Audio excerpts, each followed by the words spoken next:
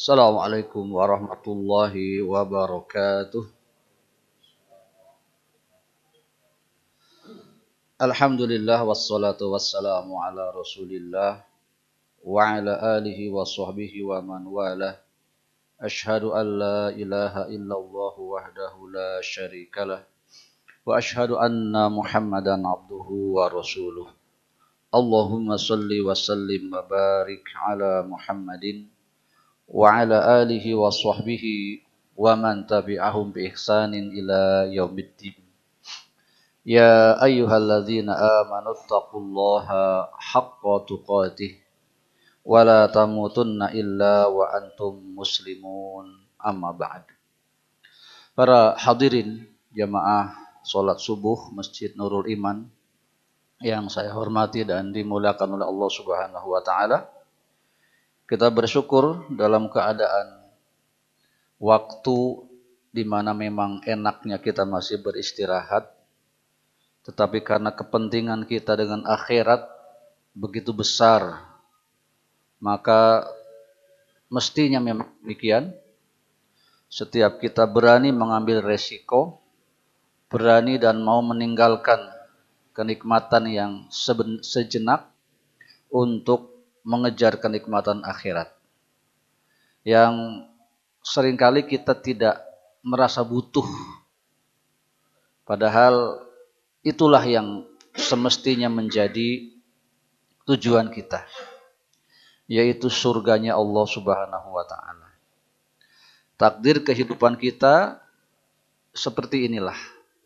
Kita sama-sama lahir ke dunia, tapi yang kita rasakan sebagian kita menjadi orang yang alhamdulillah rezeki banyak, kehidupan baik, tidak ada ala rintang dalam kehidupan. Sebagian kita berkekurangan, pun banyak cobaan dari Allah Subhanahu wa taala. Maka ketika kita mengatakan kehidupan seperti tidak adil, ya pantas memang demikian adanya.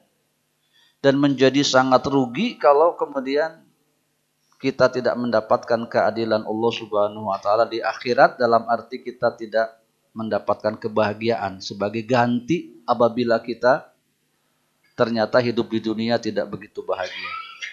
Kehidupan akhirat itulah yang semestinya kita perjuangkan. Dan ini sebagian besar manusia tidak melakukannya. Kita perhatikan yang muda-muda kalau ditanya, apa tujuan hidupmu sekarang? Ya nanti saya umur sekian harus jadi begini, nanti harta saya harus sekian, dan begitu seterusnya. Yang tua-tua bagaimana, mohon maaf? Yang tua-tua kan umumnya pensiun Pak ya. Ini yang tua-tua kalau diperhatikan ya, mungkin tidak semua, semoga yang di sini tidak. Tujuan utamanya adalah kebanyakan supaya sehat, umur panjang. Sehingga kalau olahraga kuat Pak. Untuk kesehatan, ya. Saya dekat Gunung Bohong, itu ada rombongan orang tua-tua. Kalau jalan-jalan pagi suka jauh gitu. Tapi ketika waktu di masjid nggak nampak. Gitu. Nah ini yang agak keliru sebetulnya. Ya, iya, tentu bagus mempersiapkan diri kita supaya umur lebih panjang, karena kita senang hidup di dunia ini. Tetapi ingat, apalagi sudah tua, umumnya Pak ya, umumnya yang tua teh duluan apa Pak Neri? Duluan ya. Umumnya begitu, meskipun tidak harus dan tidak mesti orang yang tua meninggal duluan, tidak. Tetapi umumnya begitu, maka tentu dibalik usahanya memperpanjang umur, tentu mestinya dikaitkan dengan urusan akhirat yang semestinya secepatnya harus dipersiapkan.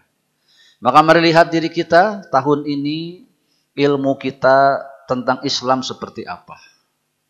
Tahun lalu seperti apa. Adakah begitu-begitu saja dan seterusnya. Kita anjurkan kalau sudah dalam kesadaran, mari kita perbaiki bersama-sama. Tidak gengsi, tidak malu. Ya, berkumpul dengan anak muda untuk sama-sama meraih keridhaan Allah Subhanahu wa taala di majelis ilmu, di salat-salat berjamaah. Tidak apa-apa, Pak. Ya, jangan merasa bagaimana. Bapak-bapak sudah tua, imamnya masih muda, imamnya anak kecil bahkan.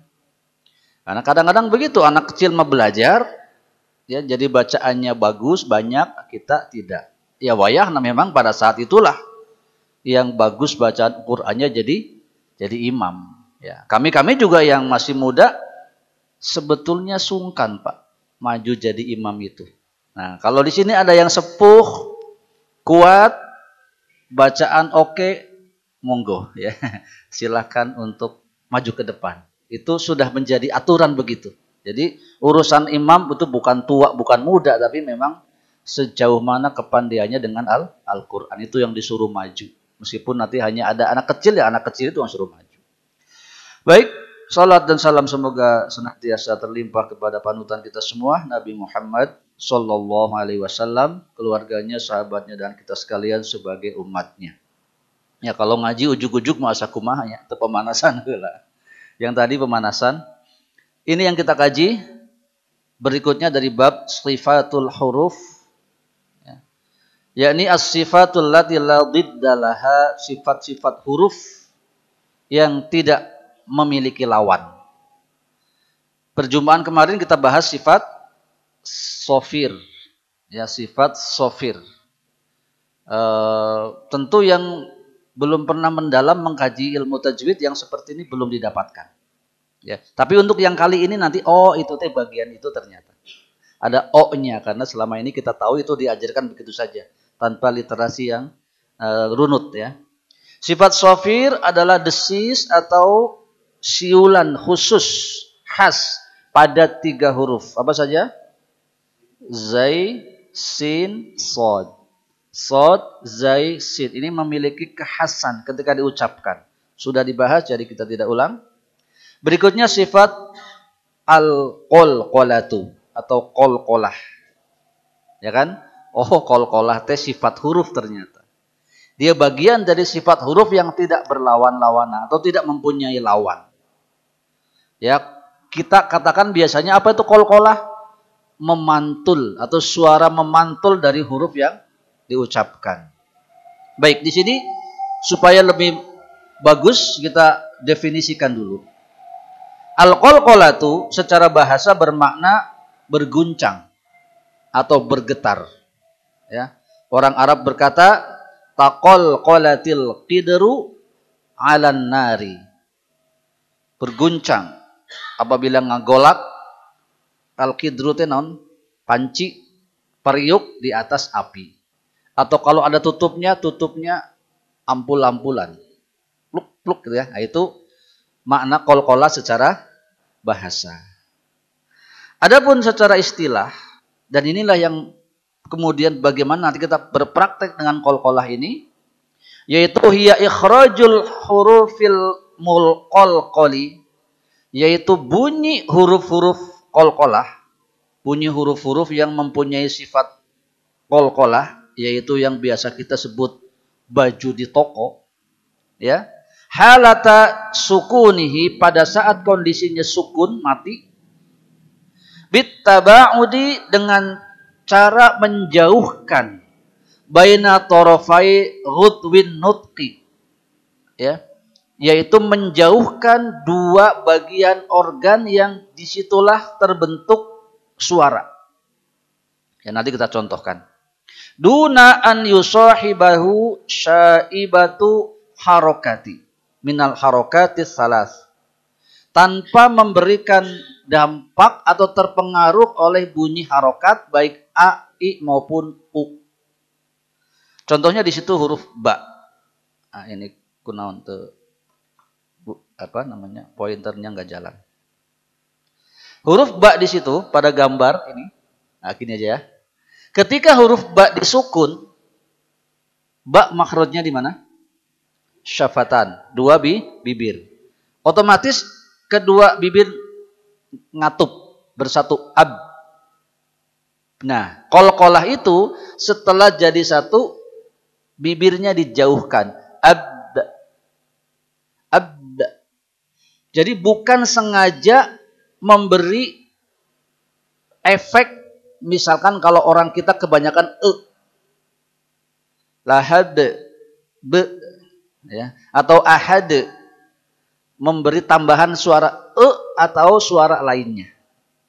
Jadi memang qalqalah akan terdengar sangat natural dengan tidak terkesan berlebihan atau menambah-nambah suara. Jadi cukup mulutnya atau bibir tempat keluar huruf itu, kalau itu ba karena dia di bibir ya, maka bersatulah makhrajnya, bibir atas bawah, kemudian dijauhkan. Ab, begitu. Ya.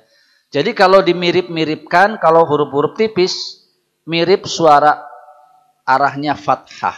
Karena dibuka. Ab, ab, ya. Bukan sengaja aba. Kalau aba kan aba, ini sengaja pakai a. Tapi ab, begitu. Itu maksud qalqalah. Wa hurufuha, dan hurufnya khamsatun, ada 5. Dalam ilmu tajwid singkatannya qutbu jaddin. Qutbu jaddin. Bahasa kitanya baju di toko. Emang enggak? No, jelas hurufnya 5. Ba, jim, dal, qaf, dan to. Ya, qaf. Ya. Baju di toko. Wong Jawa ana meneh. Toko bejat. Apa toko bejat sih? Tokonya rusak. Bejat itu rusak. Ya, apa sajalah untuk mendekatkan pada pemahaman. Baik. Inilah perbedaan al-firaqu bainas sakini wal muqalqali wal mutaharriki. Perbedaan posisi mulut pada huruf bersukun biasa, bukan qalqalah. Kemudian pada huruf qalqalah, yaitu bersukun, yaitu kemudian dibanding dengan huruf berharokat. Ya. Kita ke huruf sukun biasa. Yang bukan qalqalah berarti misalkan hurufnya sin lah ya. As. Pada saat kondisi sukun kita mulutnya nggak dibuka. Kalau dibuka hilang Pak. As. Nggak ada suara. Dia harus tetap ditahan suaranya. As. Coba dibuka mulutnya. As. Nggak ada, hilang asnya. Ya. Jadi huruf sukun yang apalagi yang bunyinya memanjang, dia menahan makhraj, tidak dilepaskan makhrajnya. Ya. Kalau ba nanti qalqalah. Kalau yang mudah lagi misalkan an lah ya. An. Itu lidah kita ke atas naik ke langit-langit, berhenti di situ an. Itu bunyi huruf berharokat dan tidak dilepas. Kalau dilepas hilang bunyinya. An, hilang ya. Itu perbedaannya.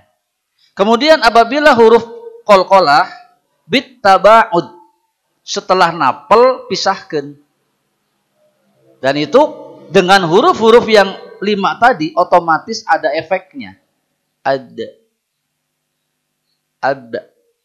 Aqqa. Itu sekedar melepaskan kaitan makhraj. Ya. Ya perinciannya kalau yang belajar setelah memahami makhraj ya tahu. Qaf itu di mana bunyinya? Di situ letaknya, kemudian ditahan, lepaskan. Aqqa. Ya. Aqqa. Nah, begitu, ya. Adapun huruf berharokat dijauhkan. Ya, kalau nggak dijauhkan nggak bunyi. Ba. Nggak pakai napel langsung. Ba. Ya, ta. Itu namanya huruf berharokat. Jadi ini menjelaskan kondisi bibir dan tentu ditambah harokat. Bi, bu. Jadi mulutnya bergerak banyak ya, tanpa napel. Tetapi pada saat sukun asli tutup tidak ada gerakan. Misalkan kalaulah huruf ba itu tidak qalqalah, maka dia ab saja ya. Karena qalqalah jadi ab. Nah, dijauhkan bibirnya. Begitu. Maratibul qalqalati. Tingkatan qalqalah. Jadi qalqalah ini ada tingkatannya. Ya. Tayyib. Lil qalqalati martabatani, ada dua tingkatan, dua grade. Yang pertama, biasa tahu kita qalqalah kubro. Ya, qalqalah kubro. Bunyi pantulan yang besar pada huruf qalqalah. Kapan dia terjadi? Yaitu ketika indal waqfi alal harfil muqalqali, yaitu ketika huruf qalqalah itu waqaf. Jadi atau huruf qalqalah mati karena dimatikan. Ya, bukan karena mati beneran. Kalau mati beneran tandanya apa? Sukun. Ya. Ini mah mati karena dimatiin, dibunuh ya. Contohnya di situ, qul a'udzu birabbil falaqi. Jadi yang belum tahu nih, tiba-tiba hafal aja dulu hafalnya gimana? Qul a'udzu birabbil falaq. Dikiranya falak itu tulisannya falak, tulisannya falaqi. Ya. Aturan dalam membaca Al-Qur'an, setiap waqaf harokat dimatikan. Nah, pada saat kondisi huruf qalqalah tadi dimatikan, itulah saat terjadi pantulan yang besar. Disebut qalqalah kubro. Ya. Ini lebih gampang dari qalqalah sugro nanti prakteknya. Ya. Yang qalqalah sugro pada nggak bisa rata-rata, karena selama ini nggak bisa membedakan mana kubro mana sugro. Eta keneh gitu. Nah, nanti kita bedakan. Baik, kita contohkan. Ya. Setelah saya. Ini ayat Al-Qur'annya kita tahu dulu setelah saya. A'udzu billahi minasy syaithanir rajim. Silakan.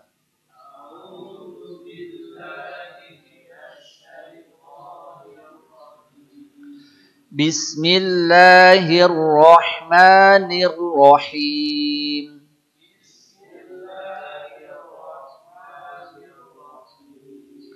Nah, pedomannya karena di sini tidak ada, di buku ini tidak ada, mati huruf tersebut nanti kesan qalqalahnya tergantung hurufnya. Kalau hurufnya tebal, maka kesan qalqalahnya tebal. Contohnya, huruf qaf bunyi dia to, maka berhentinya falaq, bukan falaq. Ya, tidak sama dengan khotob. Ini mabda. Yang qaf ada kesan o, kesan tafkhim atau tebal. Jadi gimana? Falaqo. Falaqo. Cobaan. Falaqo. Lagi. Falaqo. Ini ko gitu ya. Nah, nanti juga to begitu. Di situ ada nomor yang sana muhito. Tidak muhit, tidak muhito, ya, kesan tebal. Baik, setelah saya. Qul a'udzu birabbil falaq.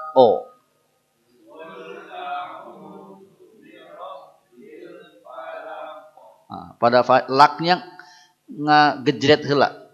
Lak, jatuh dulu baru mantul. Gitu, ya. Qul a'udzu birabbil falaq.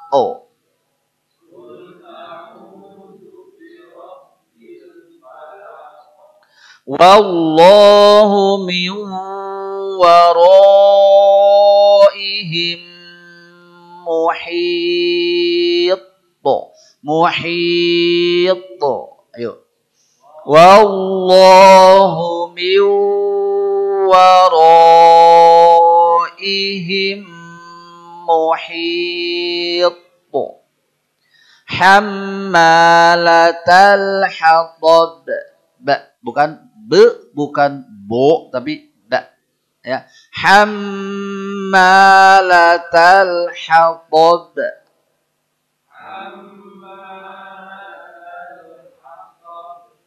Qul huwallahu ahad.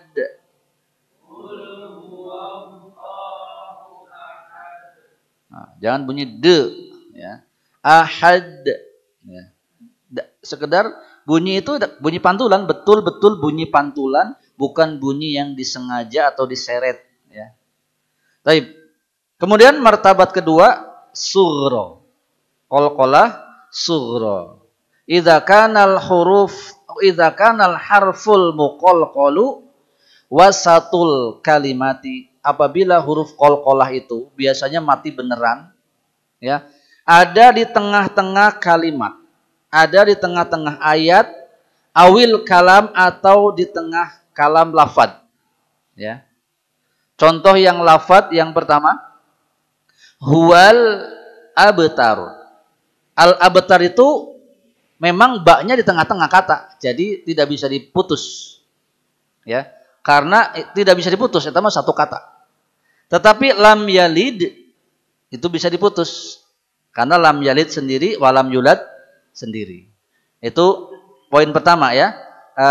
Wasatul kalimah, di tengah-tengah kalimat atau di tengah-tengah kata seperti al abtar. Biasanya kondisinya dua-duanya sukun asli. Sukun asli teh itu setengah lingkaran atau tanda bulan sabit, ya. Begitu. Itu kedua-duanya qalqalah sughra. Pada Iqra itu yang pertama qafnya qalqalah sughra, qaf yang kedua qalqalah kubra. Nah, begitu, ya. Itu perbedaannya. Yang pegang buku, saya tidak ambil contohnya dari buku karena kejauhan ayat yang dijangkau. Kalau ini ayatnya kita paham, ya. Pada huwal abtar surat apa? Inna atoina, ya, Al-Kautsar. Lam yalid surat Al-Ikhlas. Alam yaj'al kaidahum fi tadlil. Alam taro, ya, Al-Fil, ya. Kalau yang di buku aslinya dia contohnya aneh-aneh, jadi kejauhan, jadi kita tidak bisa meraba-rabanya. Ini bisa kita raba. Baik, bagaimana membaca qalqalah sughra? Membaca qalqalah sughra akhirnya seperti tidak mati, Pak, hurufnya. Ya. Kalau dimatikan dia jadi kubro dan nanti ada kesalahan, akhirnya memutus kata. Saya contohkan, kalau saya baca huwal ab itu putus. Itu putus, ya. Ab tar, memutus antara ab dengan tar, padahal dia satu kata, tidak boleh. Jadi kumaha? Abtar ringan. Itu namanya sughra. Huwal abtar. Yuk. Jadi asa-asa gitunya. Napel kenana teh asa-asa gitu, ya. Begitu, atau seperti membaca huruf hidup. Ya, lagi. Huwal abtar. Begitu. Jadi tidak ada putus. Lam yalida, seperti baca lam yalida walam yulad. Lam yalida walam yulad. Itu beda. Lad itu kubro. Lam yalid sugro, walam yulad kubro. Jadi enteng pada yalid. Yuk, 1, 2, 3. Lam yalida walam yulad. Begitu. Alam yaj'al. Iqra. Ini iqo, ya. Jangan ike, tapi iqo. Ya. Iqo Uwais. Iqo. Jangan ike Nurjanah. Iqo. Biar ingat, ya. Iqra. Iqra. Ke arah Pak. Siap. Jangan dulu kasih ro. Iqo. Iqo. Iko apa iku? Iko. Iko. Iko. Baru iqra. Kalau ike itu tipis, ya. Sudah betul pantulannya tapi arahnya salah karena huruf qaf itu tebal. Iqra. Iqra bismi rabbikal ladzi khalaq. Khalaq, tapi khalaq. Yuk. Iqra bismi rabbikal ladzi khalaq. Pantulannya ke arah tebal atau O ya. Alladzi ato, Mang Ato. Ingat-ingat Mang Ato. Kita ate, salah. Ato. Ya. Ato'a, coba. Lah, ato. Ah. Alladzi at'amahum.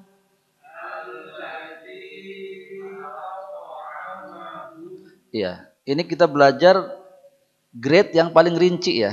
Nanti lepas-lepas dikit nggak apa-apa, tapi grade-nya seperti itu. Mengkondisikan huruf qalqalah itu sesuai dengan sifat huruf yang lainnya. Jadi kalau bingung, kemarin isti'lah, kemarin itbaq, ayeuna qalqalah. Iya, praktekkan itbaq sekaligus qalqalah. Kalau kita praktek ate itu qalqalah tapi tidak itbaq. Ya. Kalau alto, nah itu baru qalqalah plus itbaq. Tapi peringatan. Tanbih, peringatan, atau bahasa kitanya tambihan. Di bahasa Arab kadang-kadang mirip dengan bahasa Indonesia. Tambihan, ya. Tanbih, peringatan. Indal waqfi 'alal harfi qalqalatin musyaddadin. Bagaimana jika huruf qalqalah itu berada dalam kondisi bertasydid?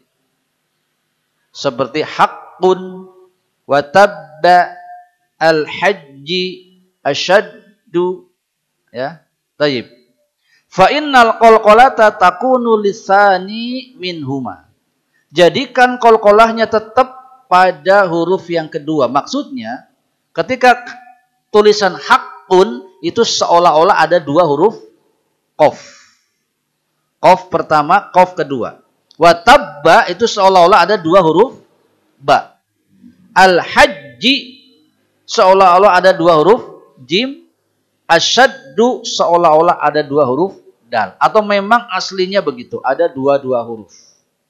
Maksudnya terjadi tekanan dulu pada huruf yang pertama, baru qalqalah pada huruf yang kedua. Jadi asa pelan kejadian qalqalahnya. Contoh, apabila tidak ada tasydid, saya baca haqqo. Haqqo, cukup. Tapi kalau tasydid, haqqo. Haqqo. Jadi seolah dedet heula ku tasydid baru mantul. Jadi kalau kita gambarkan ada kelereng masuk bantal. Pes, ngebebes heula baru timbul, ya, karena ada tasydid. Taib setelah saya. Haqqu. Oh mati. Haqqo. Wa tabba. Ah, al-hajj. Asyad. Nah, nanti dalam contoh kalimat dzalikal yaumul haqqo. Telat. Pantulannya telat. Bukan ngahaja ditelatkeun, tapi karena tahu di situ ada tasydid, ya. Li'annal awwala mudgham, karena huruf yang awal itu sudah dimasukkan, jadi tidak terjadi dua qalqalah, melainkan nanti ada juga yang menyebut ini qalqalah kubro. Qalqalah akbar. Ya, ada qalqalah sugro, ada qalqalah kubro, ada sebut akbar, paling gede. Karena memang seperti begitu ya. Seperti nampak lebih, padahal bukan. Pantulan kadar pantulannya sama dengan haqqu ketika tidak ada tasydid, tapi karena pending dia dengan tasydid, nampak qalqalahnya lebih besar. Haqqu. Haqqu, padahal hanya sekedar menahan tasydid. Baik, adapun ini tidak penting tapi perlu disampaikan. Pada huruf-huruf yang bertasydid asli tidak terjadi qalqalah. Intinya tidak terjadi qalqalah. Jadi haqqat, at-tala, robba, sajja, roddu, atto, ya. Termasuk yang double wal yaktub, bukan begitu. Bukan wal yaktub bainakum, tapi dihijikeun wal yaktub bainakum. Cirinya apa? Mulutnya enggak bergerak karena hurufnya sukun, tidak qalqalah. Kalau qalqalah bergerak. Cobiannya wal yaktub bainakum wa qad dakhala ahattu. Itu yang itu ya. Itu dibaca taknya. Toknya tidak usah. Ahattu basata. Nah, tidak basato ta tidak ya. Basatta karena idgham ya. Faradtum ya. Baik, itu. Jadi pada kondisi seperti ini tidak terjadi qalqalah. Baik, saya ulang. Qalqalah adalah bahasa kitanya memang mudahnya suara memantul pada huruf-huruf yang 5, baju di toko, qotbu jadin, yang pantulan itu adalah pantulan yang natural yang terjadi karena huruf itu berhimpit makhrajnya ya dan dilepaskan. Aba, aba, aba. Ya. Sekedar seperti itu. Adapun prakteknya orang itu kadang-kadang di luar teori memang melebih-lebihkan karena ketidaktahuan. Jadi kalau ada terkesan kenceng banget qalqalahnya itu keliru. Qul huwallahu ahad. Itu kebanyakan sebetulnya. Ya. Maksudnya ahad cukup sekedar memisahkan organ yang membentuk huruf dal tadi. Ya. Tetapi karena perkara seperti ini menjadi perkara umum jadi ya dibiarkan. Ya, tapi ilmunya seperti ini ya.